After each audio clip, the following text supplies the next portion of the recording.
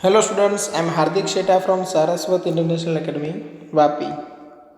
आज हम standard 9 subject science chapter number 12 sound को आगे बढ़ाते हैं। तो आज हमें पढ़ना है propagation of sound.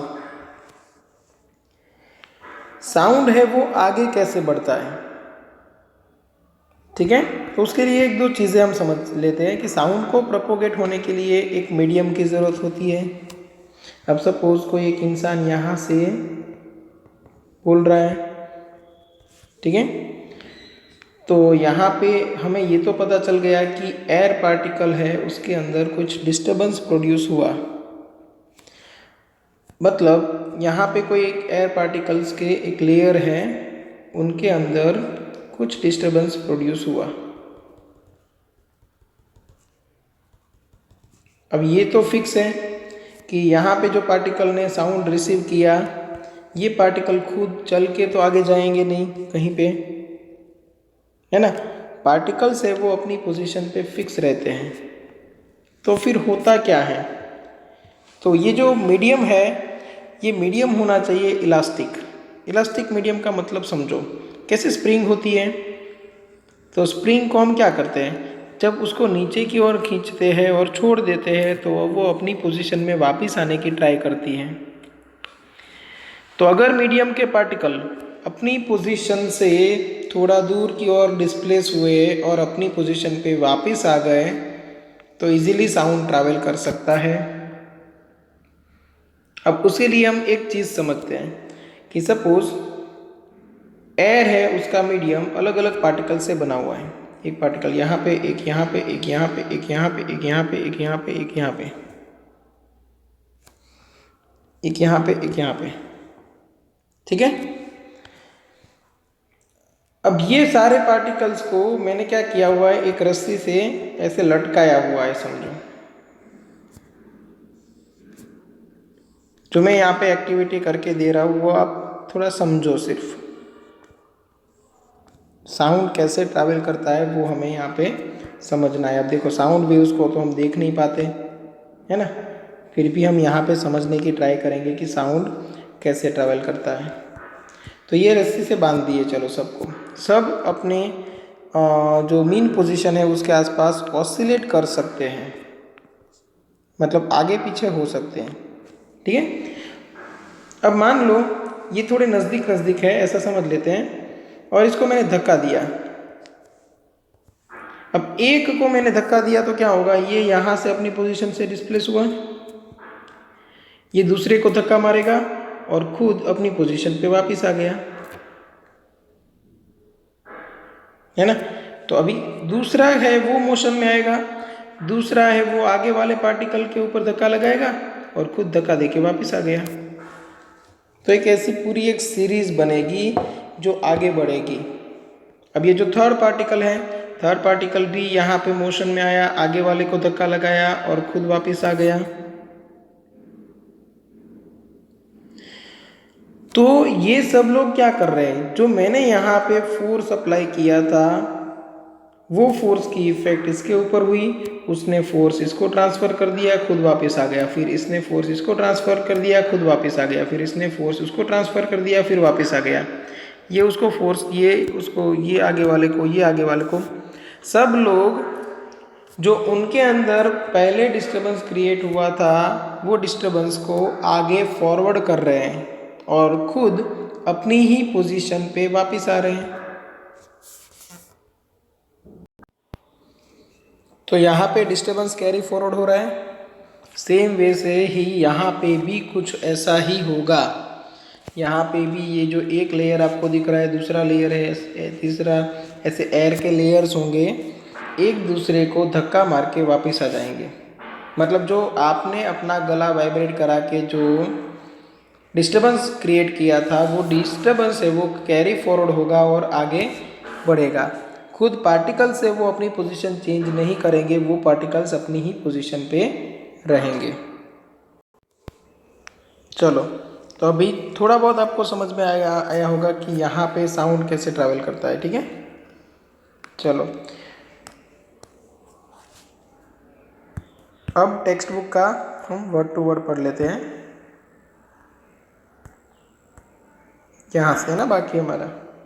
Okay, sound is produced by vibrating objects. Sound produce कैसे होता है? वाइब्रेटिंग ऑब्जेक्ट्स की हेल्प से। द मैटर और substance through which sound is transmitted is called a medium. Medium किसको बोलोगे आप? तो जो मैटर में से ये साउंड पास होता है उसको हम बोलेंगे मीडियम। ठीक है, यहाँ पे बहुत सारी डेफिनेशंस है, ये चैप्टर में बहुत सारी डेफिनेशंस है, तो डेफिनेशंस भी सभी आपको याद रखनी है।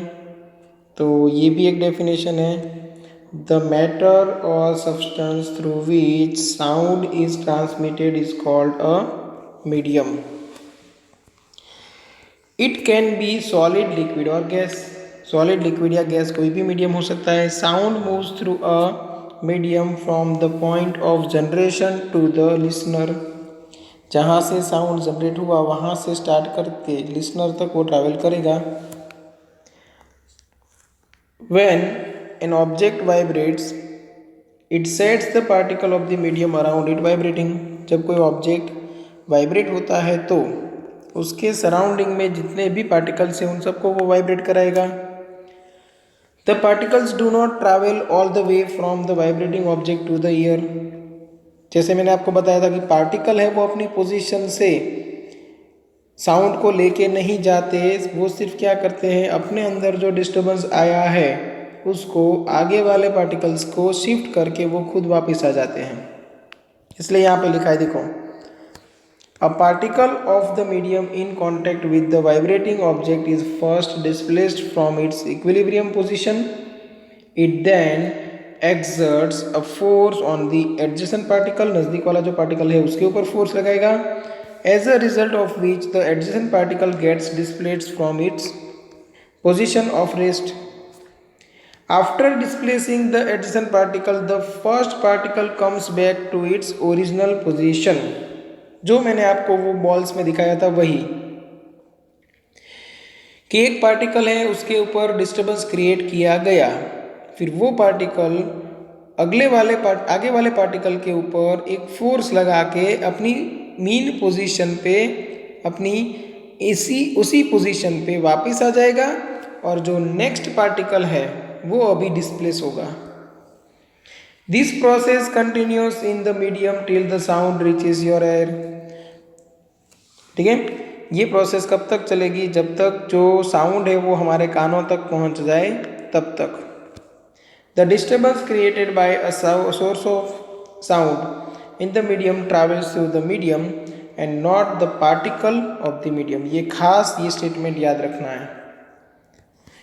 The disturbance created by a source of sound in the medium travels through the medium and not the particles of the medium। याद रखना कि यहाँ पे जो सोर्स ने डिस्टर्बेंस क्रिएट किया था, सपोज मैं बोल रहा हूँ तो मेरा गला जो है वो साउंड के लिए बन गया सोर्स।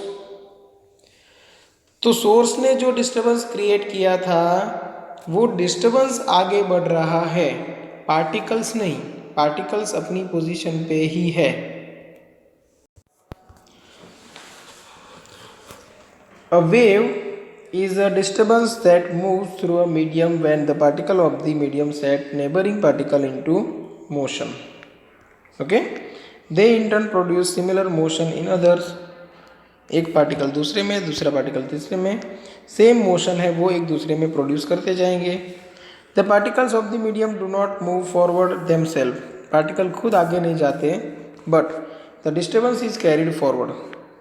डिस्टर्बेंस है वो आगे की ओर फॉरवर्ड होता है। This is what happens during propagation of sound in a medium. ऐसा ही जब साउंड प्रोपोगेट होता है तब होता है। Sound can be visualised as a wave, इसीलिए साउंड है वो हमें वेव जैसा लगता है। Sound waves are characterised by the motion of the particle in the medium and are called mechanical waves. ऐसे वेव्स जिनको प्रोपोगेट होने के लिए मीडियम की ज़रूरत पड़ती है, वैसे वेव्स को हम बोलेंगे मैकेनिकल वेव्स। ओके, अब आगे देखो। Air is the most common medium through which sound travels. Generally हम भी यही सोचते हैं ना, साउंड है वो सिर्फ एयर में ट्रैवल करता है, बट ऐसा नहीं है। साउंड है वो बहुत सारे मीडियम में ट्रैवल कर सकता है। और एयर से कोई कोई मीडियम ऐसे भी है जिसमें साउंड की स्पीड एयर में जो होती है उससे भी ज़्यादा रहती है। ठीक है, वो डिपेंड करेगा डेंसिटी पे, जो मीडियम है उसकी डेंसिटी क्या है। ठीक है, चलो। When a vibrating object moves forward, जब एक वाइब्रेटिंग ऑब्जेक्ट है वो आगे की ओर बढ़ता है, it pushes and compresses the air in front of it creating a region of high pressure. This region is called compression सी।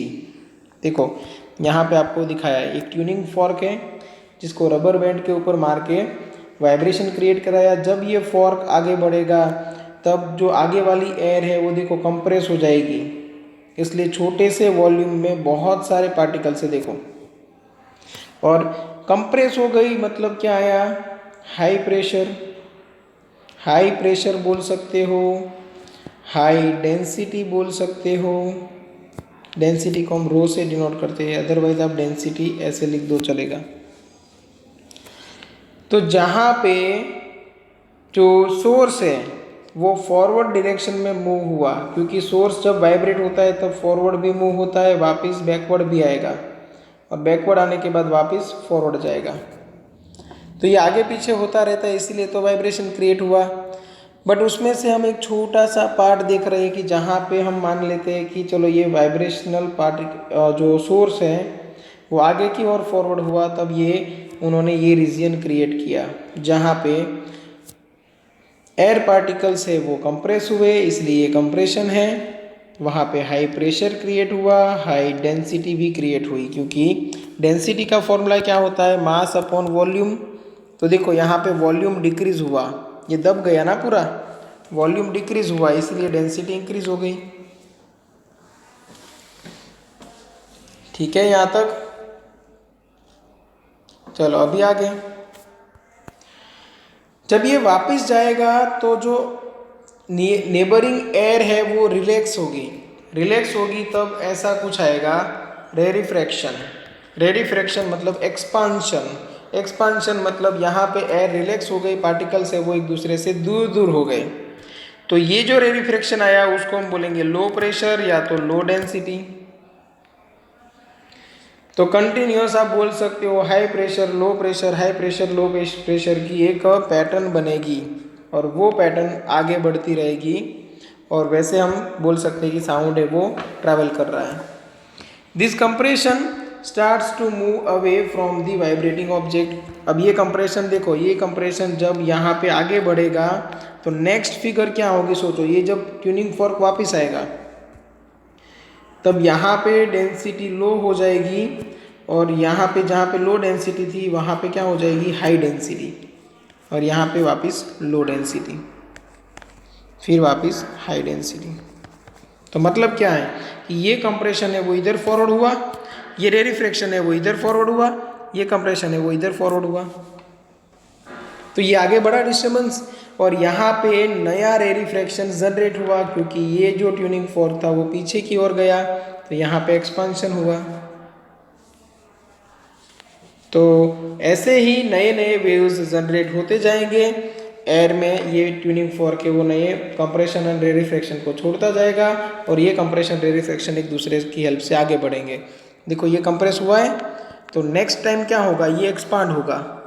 अब एक्सपांड होगा तो क्या होगा, देखो आसपास जो है ये एक्सपांड हुआ ऐसे, तो आसपास की एयर को दबा देगा, तो यहाँ पे कंप्रेशन आ जाएगा, यहाँ पे कंप्रेशन आ जाएगा, और ये रेरिफ्रैक्ट हुआ मतलब एक्सपांड हुआ। ठीक है,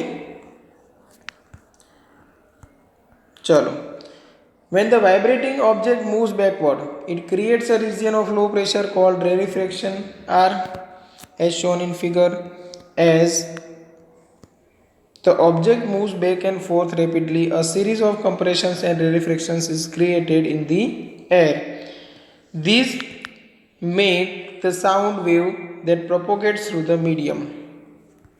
Compression is the region of high pressure and rarefaction is the region of low pressure. pressure is related to the number of particles in of the medium in the given volume. इसलिए more density of the particle is in the medium gives more pressure and vice versa. मतलब ज़्यादा density तो ज़्यादा pressure, कम density तो कम pressure. इसलिए तो मैंने यहाँ पे लिखा था हाई प्रेशर मतलब हाई डेंसिटी और लो प्रेशर मतलब low density. Thus, propagation of sound can be visualized as propagation of density variation or pressure variation in the medium. इसलिए हम यहाँ पे बोल सकते हैं कि डेंसिटी वेरिएशन और या तो प्रेशर वेरिएशन है वो आगे बढ़ रहा है. क्लियर? चलो ये समझ में आ गया प्रोपोगेशन ऑफ साउंड. ठीक है, अभी देखो प्रोपोगेशन समझ में आ गया. अभी साउंड है क्या, साउंड की कैरेक्टरिस्टिक्स क्या क्या है, वो सब हम नेक्स्ट लेक्चर में देखने वाले हैं. तो एक बार अच्छे से ये रिवीजन कर लेना. अगर कहीं पे डाउट है तो कांटेक्ट कर सकते हो. ठीक है, चलो यहाँ तक रखते हैं. Thank you.